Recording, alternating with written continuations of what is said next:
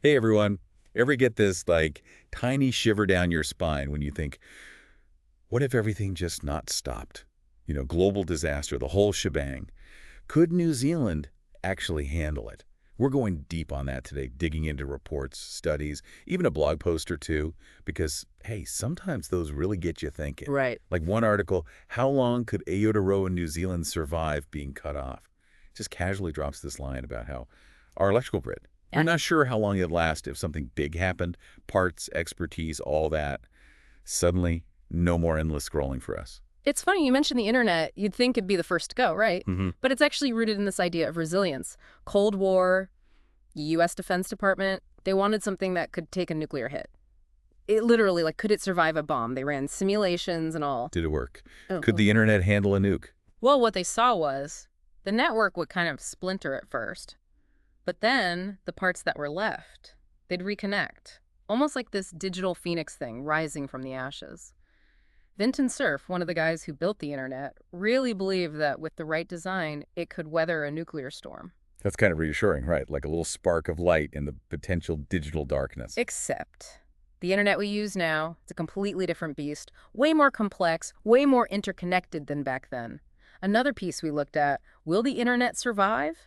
Even Vinton Cerf admitted, today's internet, not so invincible. If data can't travel between 2 points, poof, it's gone for anyone relying on that route. And it's like we're almost tempting fate. The copper network is being withdrawn, another article was titled. Not exactly comforting. Even for regular maintenance, we're ditching those old copper lines, part of the internet's backbone. So no apocalypse needed, even a small hiccup. What happens then if we're not prepared? It'd be this domino effect. One thing goes down and suddenly everything's affected. We don't think about how interconnected our world is until something breaks. Global supply chains disrupted, local infrastructure damaged. Getting the internet back online wouldn't be a quick fix, more like a full system reboot. And who knows how long that'd take, or if it'd even work at all. Okay, so maybe we can't live tweet the apocalypse, but hey, at least we'll be eating like kings, right? Hmm. New Zealand, land of milk and honey, and sheep.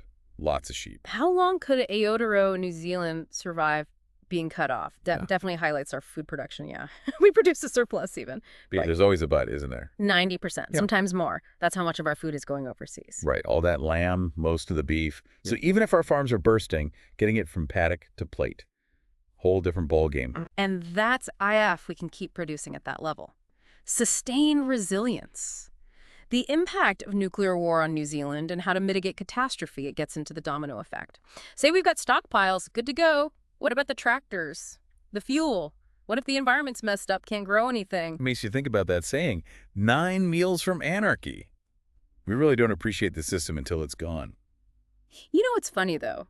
That the dark side of fast fashion article, 180,000 tons of clothes in landfills every year. Suddenly, those ratty old T-shirts are looking pretty good, huh? That's it, yeah. We're so reliant on stuff from elsewhere, New Zealand building and construction and exports of logs and wood from New Zealand. They got me thinking about this even What more. do they say? Spill the tea? We import a ton of building materials Yeah. and timber. Instead of actually making stuff with it here, we're mostly just shipping out logs. So instead of being carpenters, we're basically lumberjacks. Not exactly the self-sufficiency dream, is it? Could we even rebuild with supply chains down, materials, who knows where? It's easy to get caught up in the logistics, right? The food, the shelter, the rebuilding. But then you realize there's a whole other side of this. What happens to us, to our communities, when the world goes sideways like that? It's huge. What happens to NZ after global nuclear war breaks out? Article. It doesn't sugarcoat the mental and emotional toll. Even if New Zealand's okay physically, just going through something that big, it change everything. You talk about the anxiety, the fear, in a world gone haywire. How do you keep things from falling apart? How do you even start to trust again? It's not just hypothetical. It gets to the core of who we are. And that's where it gets really interesting, because disasters, as awful as they are, they show you both sides of humanity. You get the good, the bad, the ugly, people fighting over scraps, sure. But then you also see this incredible cooperation, this resilience, the power of community really shines through. Sustained resilience, actually. They had a good point about that. They talked about Maori and Pacifica communities, how they've always dealt with hardship. That history, those traditions of support, it's a strength. Exactly. Like, what happens when you can't just Google for answers anymore? No more scrolling through endless news feeds. That's a world we can barely imagine. Reliant, much. Yeah. Yeah, a little bit. But maybe, just maybe, that's when we rediscover something else. That local connection, talking face to face, sharing information, rebuilding trust through shared experience. It'd be different, for sure. But who's to say we couldn't thrive in that world, just in a different way? A lot to think about. And sustained resilience, they left me with this question. What if we knew it was coming? A disaster, a few years out.